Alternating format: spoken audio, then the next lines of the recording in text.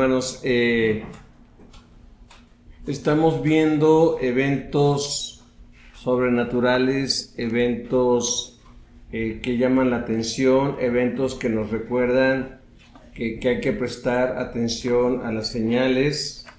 El día de ayer, en casi todo el continente americano, presenciamos un eclipse solar anular, es decir, la luna pasó enfrente de la Tierra y el Sol, y eso fue lo que es la sombra que se produjo en el Sol, y fue maravilloso ver el famoso aro de fuego alrededor de, pues en este caso de la luna, que era lo que estaba haciendo sombra al Sol en ese aspecto, ¿no?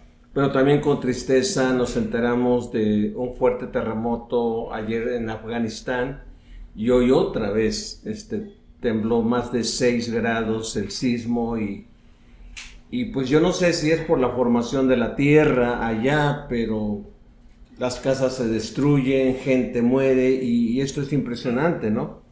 También los que viven en la Ciudad de México, ya se acostumbraron al volcán Popocatépetl, pero cada vez se está haciendo más fuerte lo que está pasando, ¿no? Entonces, están habiendo situaciones, guerras, rumores de guerra. Israel ya está pensando en atacar de manera terrestre Gaza. Más de 1 millón de palestinos inocentes están emigrando. Egipto cerró el paso para que gente no pase por allí. Entonces está entrando Irán apoyando a los terroristas Hamas, está entrando Estados Unidos, cosas que están pasando en Rusia, en Ucrania, tantas situaciones, y encima de todo ello, confusión dentro del cristianismo. Confusión, frialdad, cosas que nos deben de llamar atención como cristianos. En esta mañana quiero seguir hablando acerca del testimonio cristiano, la necesidad, si amamos a nuestro prójimo, la necesidad de hablar de él. Y Hechos 2 nos habla acerca de esta nueva era, pero ya el Espíritu Santo trabajando de manera permanente entre nosotros, ya no yendo y viniendo, sino de manera permanente, posándose sobre cada uno de los creyentes y impulsando y moviendo a cada creyente a hablar del cristianismo, del mensaje cristiano. Quiero introducirme también con esta introducción que aparece aquí. El relato de Hechos 2 nos narra el inicio de una nueva era, la era del Espíritu Santo, trabajando de una manera sobrenatural en la vida de cada creyente. Esto es algo maravilloso, pues Dios decidió ya no manifestarse de manera aislada y ajena de la vida de los creyentes o en la vida de los creyentes, sino ahora de manera permanente y personal sobre cada uno de la vida de los que componemos su iglesia. Yo a este mensaje le titulé El testimonio cristiano y Pentecostés. ¿Qué relación hay este evento de Pentecostés con el testimonio cristiano? Pentecostés, para los que pues no sepamos el origen del nombre, es 50 días, es la fiesta de los 50 días después de la Pascua. Y en esos 50 días después de la Pascua se celebraba lo que le llamaban la fiesta de las cosechas, la fiesta de las cosechas, o el famoso Sukkot entre los judíos, que era una celebración donde el pueblo daba gracias a Dios por esa cosecha primeras que venían sobre el pueblo, un pueblo prácticamente agrícola en aquellos tiempos, y bueno, todavía es un pueblo increíble, el pueblo de Israel, en cuanto a tecnología, en cuanto a premios Nobel, en diferentes áreas, en las ciencias también, y en la agricultura. Por ejemplo, el famoso sistema de goteo que convirtió el desierto de esas tierras en tierras pues fértiles y con cosechas sobrenaturales, con unas naranjas impresionantes, piñas y muchas otras productos que ellos exportan a todo el mundo. Hace de esa tierra una tierra especial, pero nosotros sabemos que es una tierra que Dios ha bendecido. Y en este pasaje, en Hechos 2, la cosecha se agregó a la cosecha las primeras 3,000 personas que aceptaron a Cristo. Ya habían 120 en el aposento alto que fueron testigos de la venida del Espíritu Santo, y 3,000 personas fueron cosechadas, fueron rendidas a Cristo, y a partir de allí dice que cada día Dios cosechaba vidas de diferentes lugares que aceptaban y se rendían a los pies del Señor. Así que yo quisiera enfatizar en este testimonio cristiano que dieron los primeros cristianos relacionado con esta fiesta de Pentecostés, que es la fiesta de la cosecha, ¿no? Hay 3 manifestaciones sobrenaturales, y todas y cada una de ellas no son lo que a veces percibimos. Por ejemplo, dice, se oyó un estruendo fuerte y violento, y luego dice, como un viento recio. Ahora, hay que enfatizar esa palabra como, porque la palabra como no significa que es igual, porque a veces decimos, ha de haber estado bien fuerte ese viento, ¿verdad? La Biblia no dice eso. La Biblia dice un estruendo fuerte como la de un viento recio, ¿sí? Ese ruido fue tan impactante que la gente que vivía en Jerusalén oyó ese ruido. Tal vez allí donde estaban no percibieron lo que estaban pasando, pero escucharon que en un lugar que la Biblia le denomina el aposento alto, que era un lugar donde era de 2 pisos, que era raro encontrar una casa en aquel tiempo de 2 pisos. Era raro encontrar eso. Normalmente las casas en aquellos tiempos, todas eran casas de 1 piso que tenían como una especie de terraza. Esta tenía un aposento en la parte alta, y la gente escucha eso y se acerca. El otro evento sobrenatural dice que se aparecieron como lenguas de fuego, es decir, como llamaradas de lumbre, que dice se posó en cada uno de los creyentes, de los 120 que estaban allí. Otra vez, no era fuego, era como fuego. La gente que vio eso, porque aquí entraron 3 sentidos. Entró el oído, oyeron un viento recio. Entró la vista, vieron como lenguas de fuego que en cada uno se posó.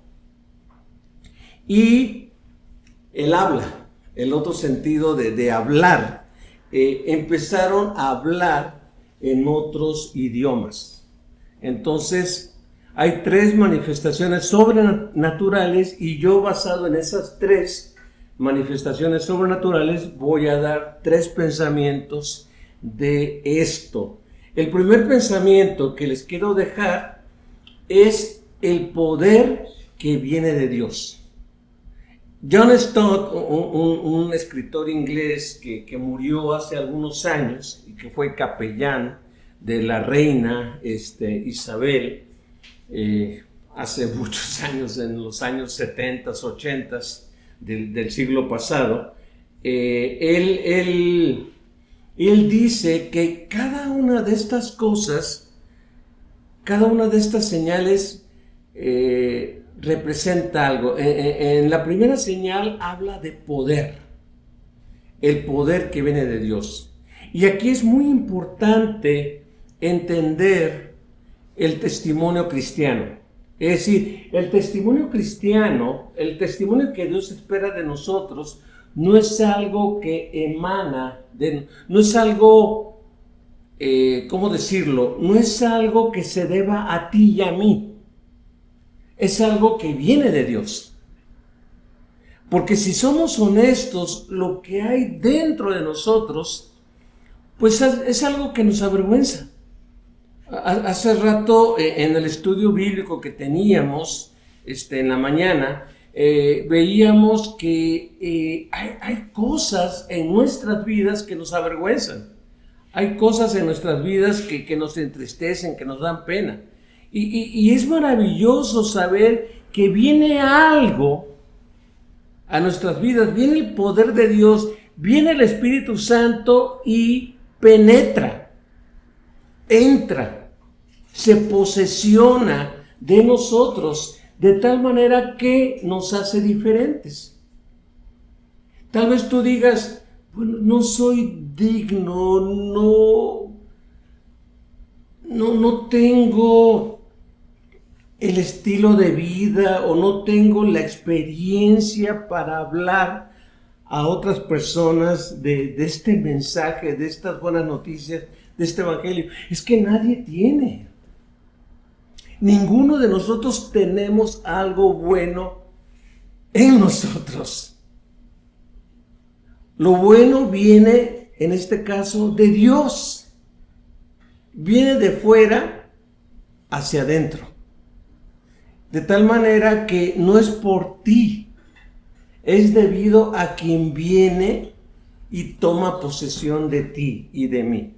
Así que no te preocupes, ni tampoco nos carguemos pensando,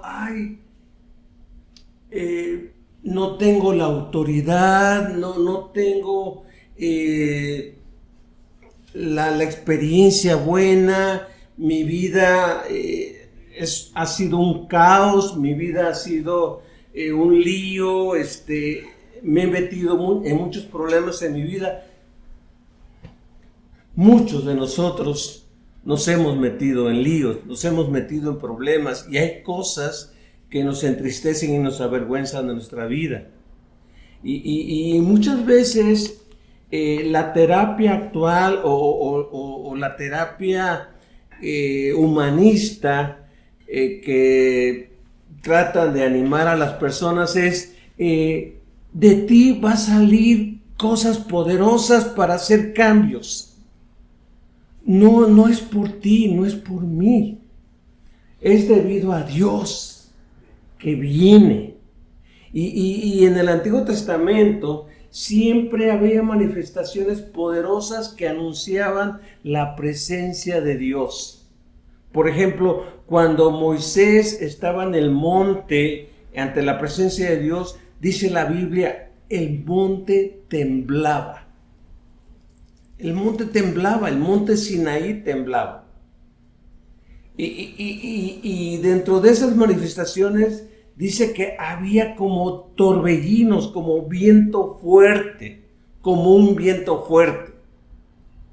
Y era la manera en que los antiguos decían, alguien más poderoso que yo está presente, está aquí. Por eso la gente, los hebreos de aquel tiempo le dijeron a Moisés, que no nos hable Dios, porque vamos a morir. Mejor, Moisés, háblanos tú, porque esto es impresionante. Por eso la confianza que yo tengo al pararme aquí, la confianza que tú debes de tener al hablarles a otros de este mensaje de buenas noticias, no es por el poder propio que tú tienes, es por el poder de Dios que viene a tu vida. ¿Sí? Entonces, descansemos en eso. Descansemos en, ay no, esta persona sabe más que yo, esta persona está más preparada que yo, esta persona tiene una mejor posición que yo, esta persona es mi jefe, mi jefa, esta persona está muy por encima de mí. Es que no depende de ti, de mí. Depende de quién ha venido a tu vida. Si tú te das cuenta en los evangelios y empiezas a leer Hechos, los discípulos de Cristo son otros ya en Hechos. Son personas valientes, son personas intrépidas, son personas que no les avergüenza hablar de su Señor y que inclusive están dispuestos a ser castigados, a ser encarcelados o a ser muertos por su Señor. ¿Por qué? Porque hay un poder sobrenatural obrando, manifestándose. Repito, no depende de ti, depende de quien ha venido a tu vida y te da la capacidad para hablar. Hay personas que yo me admiro, apenas hablan bien español o inglés o lo que sea. Pero lo que hablan con su estilo, con su forma de ser, Dios los usa. Y Dios transforma otras vidas. Y Dios empieza porque, repito, no depende de ti, depende del Señor. Y si alguien va a responder al Señor, si alguien se va a rendir al Señor, si alguien va a decirle sí al Señor, es por el Espíritu Santo, no por ti. No por lo que sepas, no por lo que hayas estudiado. Sí necesitamos depender de Él, sí necesitamos estar tomados de Él, pero es el poder de Dios. Esta primera señal nos habla del poder del Señor. Vamos a pasar a la segunda señal, la segunda manifestación que encontramos en el versículo 3. Dice Hechos 2:3. Luego, algo parecido, aquí hay que subrayar parecido, algo parecido a unas llamas o lenguas de fuego aparecieron y se posaron sobre cada uno de ellos. Esto es maravilloso, algo que se parecía a fuego, que viene, desciende y ¡pum!, se va metiendo en cada vida, en cada uno de los 120, porque a veces nada más decimos, los 12 apóstoles o el nuevo que nombraron, no, los 120, que era la capacidad de ese aposento alto, cada uno de ellos se manifestó el Espíritu Santo con algo parecido a llamas, así una llama, algo ardiente que venía. Ahora, tenemos que nuevamente irnos al Antiguo Testamento. Dios se manifestaba en fuego también. Dios se manifestaba en fuego.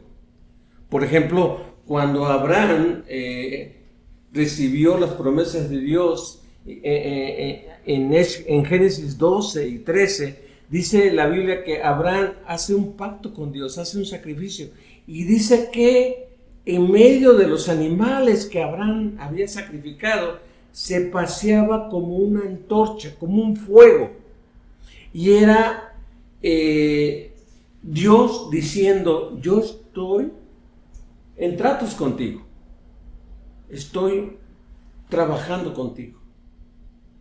La presencia de Dios, fuego de Dios. Cuando Moisés estaba pastoreando a las ovejas en el desierto, en Éxodo 3, de repente le llamó la atención ver una zarza, ver un arbusto con fuego. Lo tremendo es que él se acercó porque dice, esto parece fuego, es como fuego, pero la zarza no se quema.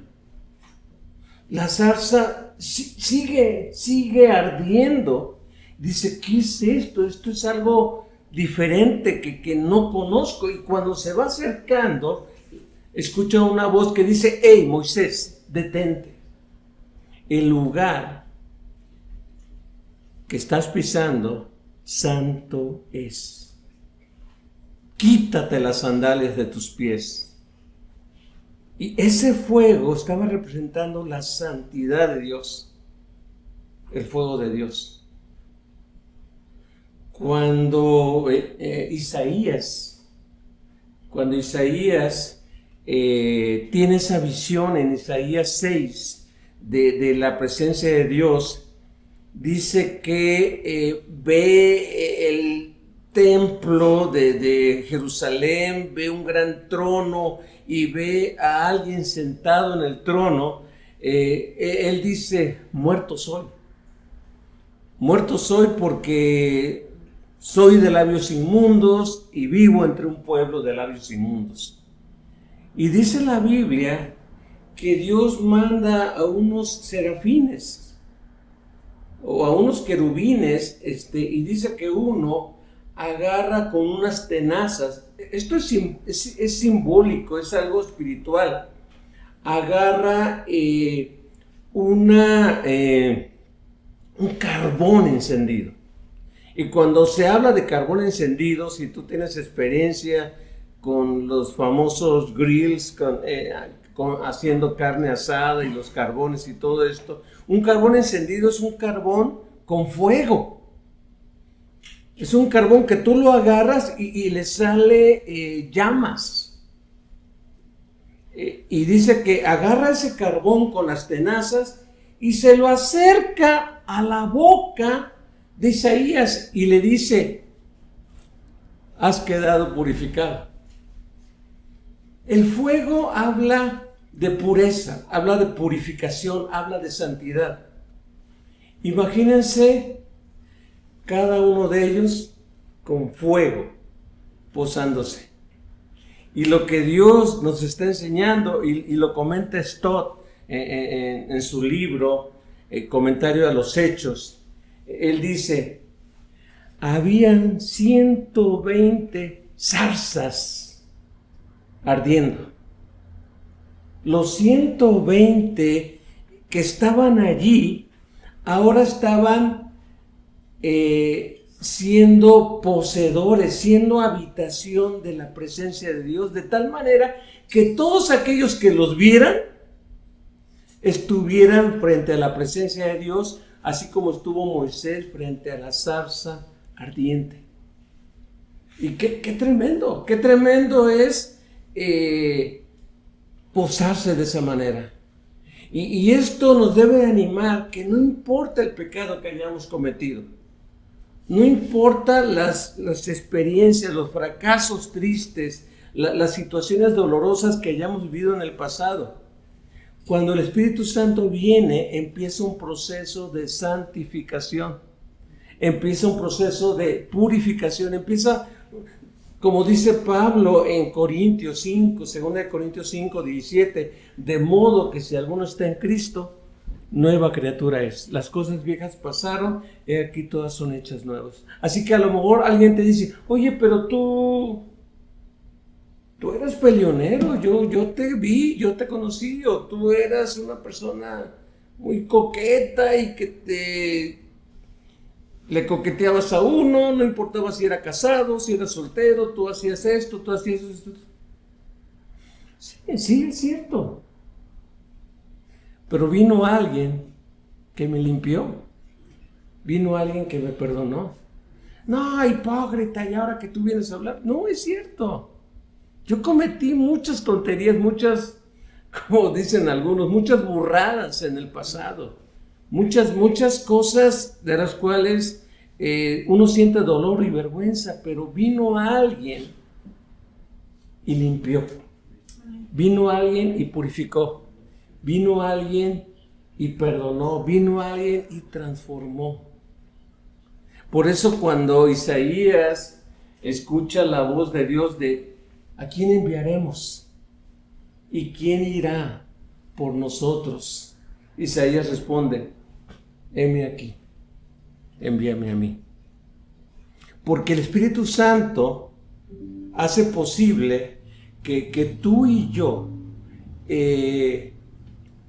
podamos andar en una vida nueva, podamos andar en una vida transformada y podamos caminar ahora de la mano del Señor. Esas 120 personas fueron santificadas, estas 120 personas fueron apartadas para anunciar vida nueva en Cristo. Y tú y yo, al igual que esas 120 personas en el aposento alto, tú y yo hemos recibido, en primer lugar veíamos el poder de Dios que viene a nosotros y nos capacita para hablar de Él. Hemos recibido la pureza de Dios, hemos recibido la limpieza, hemos recibido la capacidad de ahora ser instrumentos de Dios para hablar de Él a otros. Y ya no tenemos que avergonzarnos, no tenemos en un momento dado que decir, soy indigno, todos somos indignos. Pero Pablo dice, pero la gracia de Dios me ha capacitado para hablar de Él. Pablo tenía cosas de qué avergonzarse. Pablo, como leía la lección hace unas horas, Pablo fue una mala persona. Fue una mala persona. Y los cristianos al principio dice que le huían, le tenían miedo. Y él se esmeraba en acercarse a los cristianos ya con una nueva vida. Gracias a Dios hubo una persona como Bernabé que creyó y dijo, oigan, este hombre fue transformado por Dios. Y sí era malo. Y a lo mejor Pablo estaba así, sí, yo era malo, pero ahora soy nuevo. Ahora soy una persona limpia, ahora soy una persona perdonada, ahora soy una persona que el fuego de Dios ha venido y me capacita para andar en una vida nueva, una vida limpia. En último lugar, la tercera señal que les quiero mencionar es el mensaje universal de la iglesia. El mensaje, esta tercera señal de que todos empezaron a hablar en diferentes idiomas, es de que la iglesia es universal. La iglesia no nada más es del lenguaje hebreo. La iglesia no nada más es del lenguaje griego. La iglesia es de todos los idiomas. Y la iglesia honra a las culturas al acercarse a ellos en sus respectivos idiomas.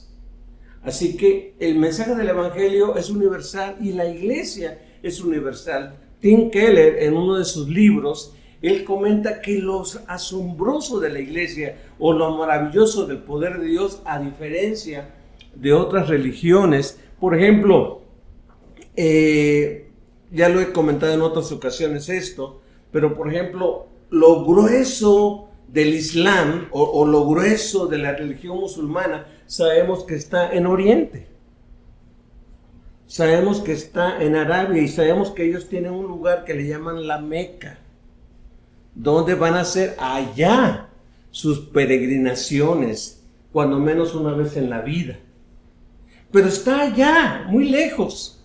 Sí hay musulmanes aquí en Estados Unidos, hay musulmanes en México, hay musulmanes en varias partes, pero lo grueso de la religión musulmana está allá. Lo grueso del hinduismo está en la India y está en esa parte de Asia, al igual que el budismo está allá por Asia, por China.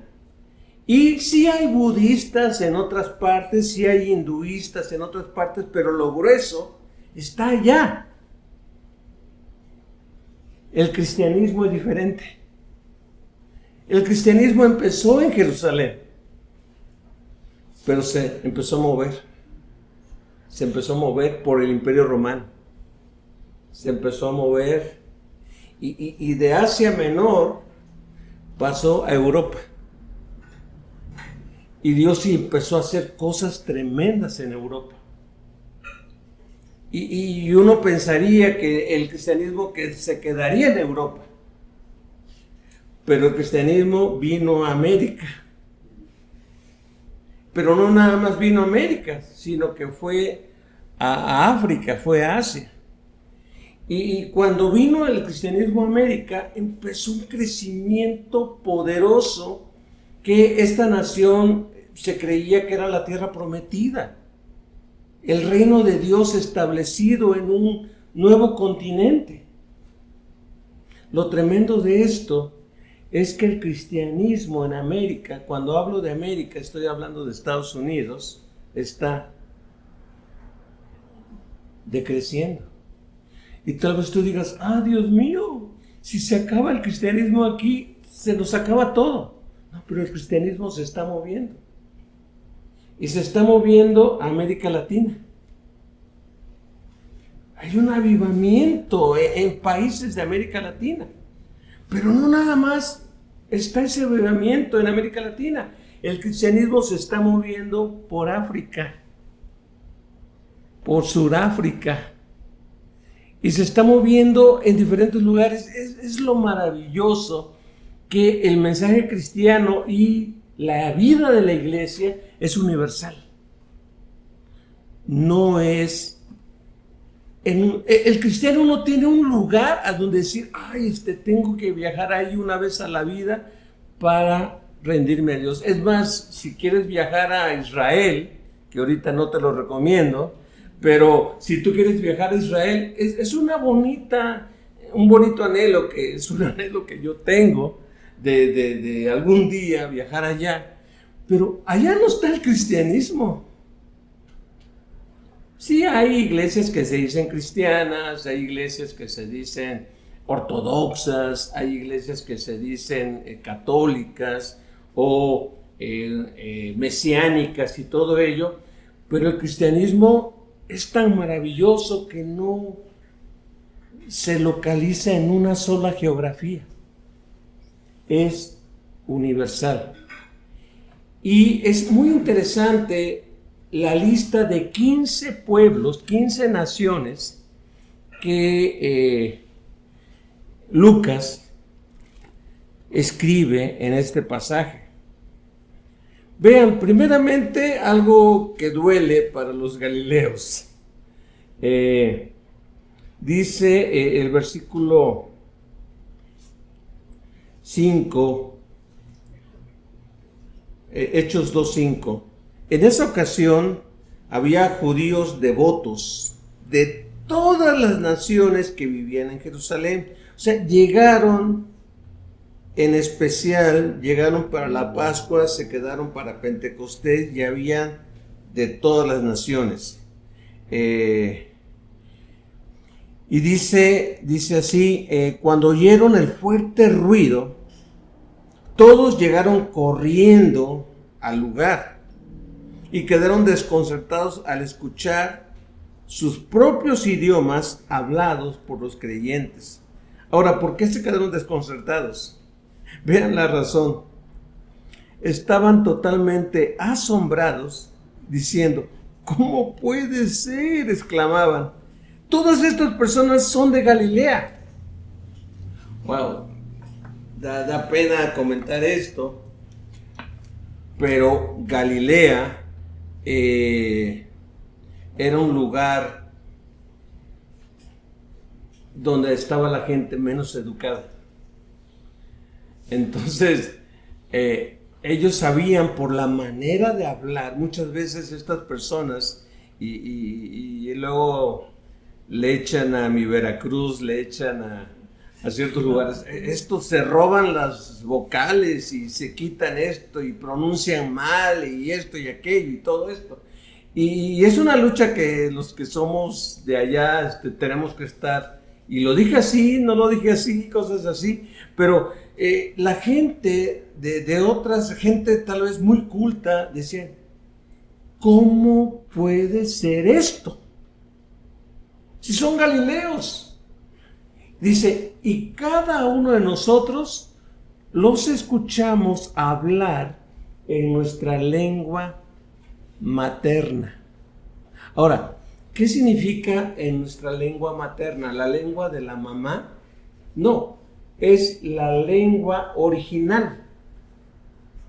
Es decir, eran judíos o discípulos o prosélitos del judaísmo, pero que hablaban otro idioma. Y menciona 15 idiomas, 15 pueblos. Dice, versículo 9, aquí estamos partos, medos, elamitas, gente de Mesopotamia. Cuando habla de gente de Mesopotamia, es gente que fue exiliada de los tiempos de Nabucodonosor. Sangre judía, pero otro idioma. Y muchos dicen que aquí entran los descendientes de los 3 hijos de Noé. Los primeros son lenguas o descendientes semitas o de Sem, gente de Sem. Pero vean lo universal del cristiano, porque uno dice, pero los de Cam estaban malditos desde el tiempo de Noé, eran pueblos malditos. Pero vean lo que dice. Versículo,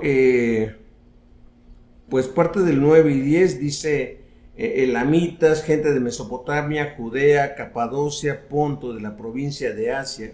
Pero luego fíjense lo que dice el versículo 10, de Frigia, Panfilia, Egipto y de las áreas de Libia, gente descendientes de Cam. Entonces, entran los de Sem, los de Cam, pero luego vean lo que agrega, dice, visitantes de Roma, tanto judíos como convertidos al judaísmo, dice, cretenses y árabes. En otras palabras, entran descendientes de Sem, descendientes de Cam y descendientes de Jafet. El mundo se pobló en Europa, en África, en Asia, todos esos, de esos 3 que sobrevivieron al diluvio, Sem, Cam y Jafet. Y lo que nos está diciendo este pasaje es de que el cristianismo es universal y bendice y alcanza a todas las culturas, a todos los pueblos, a todas las naciones. Por eso cuando Jesucristo dice, vayan a todas las naciones, esto se empezó a cumplir en Pentecostés, porque estaban, sí, judíos de todas las nacionalidades, con sangre judía la mayoría, pero con diferentes idiomas. Y empezaron, ahora, ¿cómo me imagino yo esto? Porque alguien dice, bueno, Pedro predicaba y al mismo tiempo se escuchaban, cada quien de manera sobrenatural escuchaba su propio idioma. Yo lo que me imagino y lo que yo pienso es que los 120 se empezaron a mezclar entre la gente y les empezaron a hablar en su propio idioma, cosa que ellos no sabían, cosas que ellos no hablaban, las buenas nuevas de Dios. No le hablaban cualquier cosa, hermanos. Vean lo que dice estos hombres. Dice, nos hablaban acerca, versículo 11, de las cosas maravillosas que Dios ha hecho, de los milagros de Dios, de las maravillas de Dios. Yo no pienso que nada más le hablaban, por ejemplo, y Dios abrió el mar rojo, y Dios mandó plagas, o Dios mandó fuego del cielo. No. Les hablaban también de que hubo un hombre que es Dios, Jesucristo. Y este hombre hizo milagros entre la gente. Y este hombre fue muerto en una cruz, pero lo maravilloso y lo milagroso es que al tercer día se levantó. Les estaba anunciando las buenas nuevas y les hablaban de que Él es poderoso para perdonar los pecados y dar una vida nueva.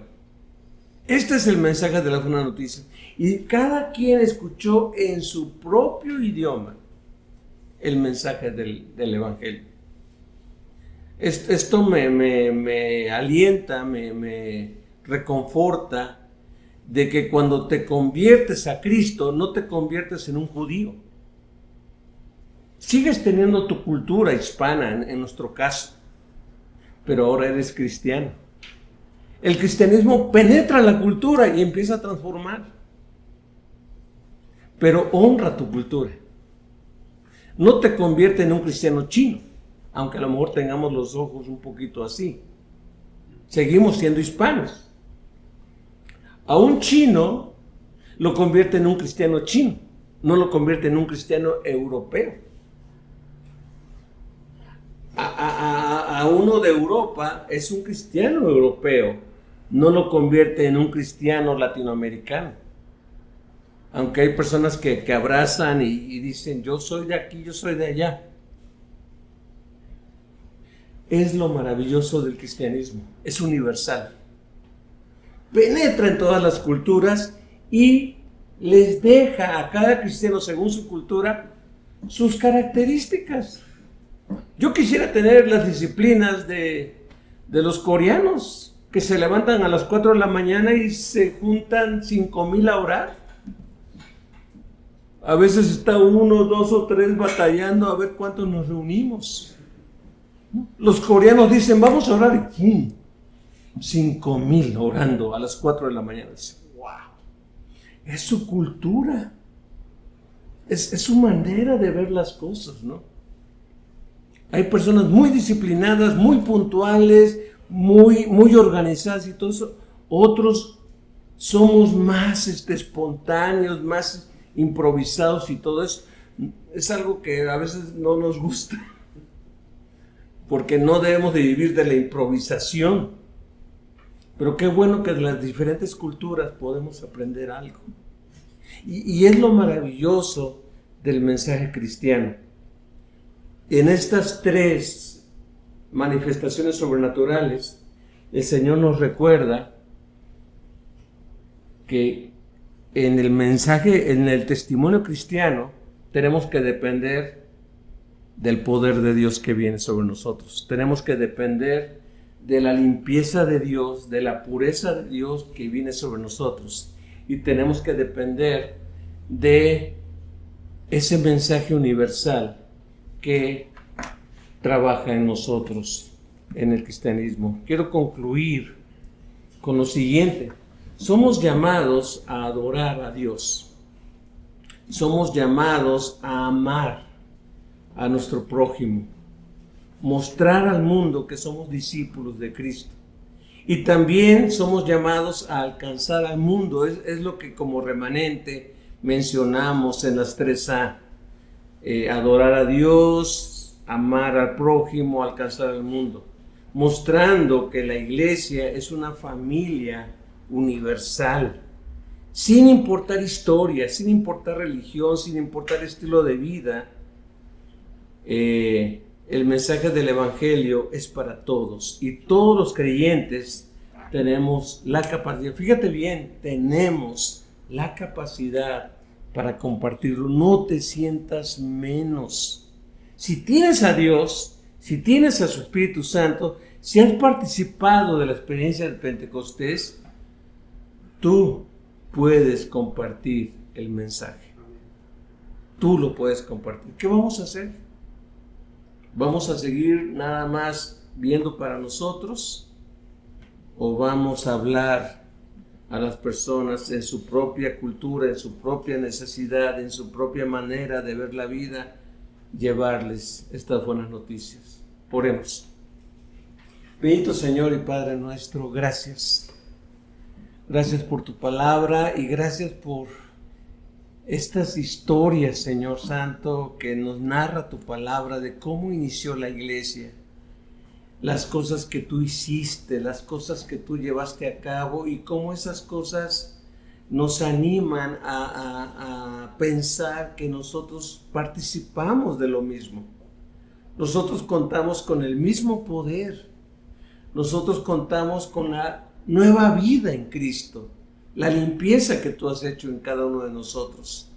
Y nosotros contamos también con ese mensaje, con esa capacidad en nuestra cultura de dar este mensaje a otras culturas. Bendice a toda esa gente que se está refugiando, a todos esos palestinos que están yendo a otros lugares a refugiarse, Señor, que ellos puedan escuchar tu palabra. Bendice a todos esos colombianos, venezolanos, afganos que están sufriendo de estos terremotos, iraníes, africanos, gente que se está moviendo en diferentes partes del mundo, huyendo de la inseguridad, huyendo por tener un sistema de salud mejor, huyendo y buscando una mejor manera de educación. Padre, que tu palabra llegue a sus culturas, que tu palabra, que es universal, transforme su manera de vivir, porque en el nombre de Jesucristo pedimos todo esto, Señor. Amén y amén.